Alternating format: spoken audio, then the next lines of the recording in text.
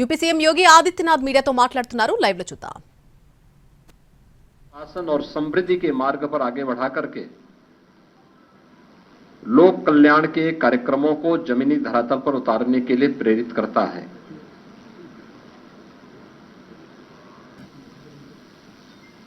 ये प्रधानमंत्री मोदी जी के यशस्वी नेतृत्व पर जनता जनार्दन के विश्वास की मोहर है। जनता जनार्दन को अटूट विश्वास है कि मोदी जी के नेतृत्व में उनकी नीतियां, उनके निर्णय देश और समाज के अनुकूल हैं और उस अनुकूलता पर जनता जनार्दन की मोहर है। इस संपूर्ण विजय के लिए मैं भारतीय जनता पार्टी के उन सभी समर्पित पदाधिकारी और कार्यकर्ताओं को, जिन्होंने प्राण प्रण से जुड़ करके डबल इंजन सरकार के कार्यक्रमों को और उपलब्धियों को आम जन तक पहुंचाने का कार्य किया है, उन सबका मैं इस अवसर पर हृदय से अभिनंदन करता हूं और सभी विजयी प्रत्याशियों को मैं अपनी ओर से हृदय से बधाई भी देता हूं। हम सब जानते हैं कि पूरे देश के अंदर विरासत और विकास का एक बेहतर समन्वय प्रधानमंत्री मोदी जी के नेतृत्व में प्रारंभ हुआ है।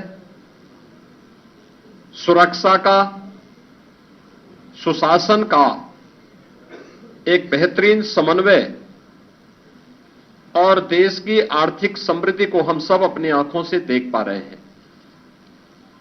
यह जो कभी सपना हुआ करता था, आज ये हकीकत में हम सबको नजर आ रहा है और इसीलिए आज उत्तर प्रदेश की विजय जो 7 विधानसभा सीटों पर उपचुनाव में भारतीय जनता पार्टी गठबंधन को प्राप्त हुई है, यह उत्तर प्रदेश की ओर से प्रधानमंत्री मोदी जी के अभियान को, ये 7 कमल भी उस पूरे अभियान के प्रति समर्पित हैं। इसमें मीरापुर, गाजियाबाद, कुंदरकी, खैर, कटहरी, मझवा और फूलपुर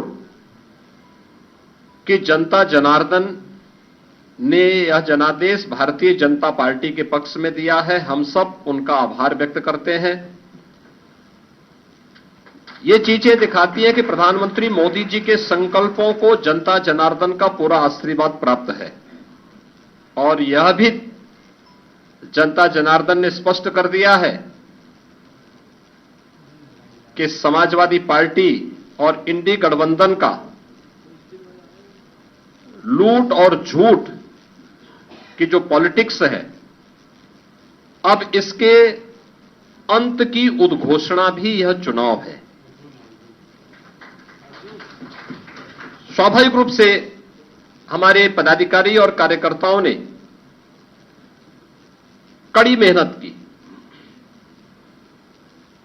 पूरी मजबूती के साथ, पूरी प्रतिबद्धता के साथ इस परिणाम को लाने के लिए पूरी प्रतिबद्धता से लग करके इस अभियान को एक नई ऊंचाई तक पहुंचाया।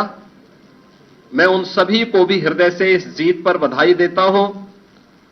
जनता जनार्दन का मैं पूरी विनम्रता के साथ अभिवादन भी करता हूं।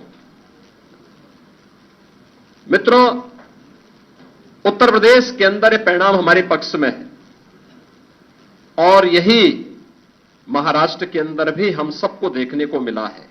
एक प्रचंड और अभूतपूर्व ऐतिहासिक विजय भारतीय जनता पार्टी महायुति गठबंधन को महाराष्ट्र के अंदर प्राप्त हुआ है।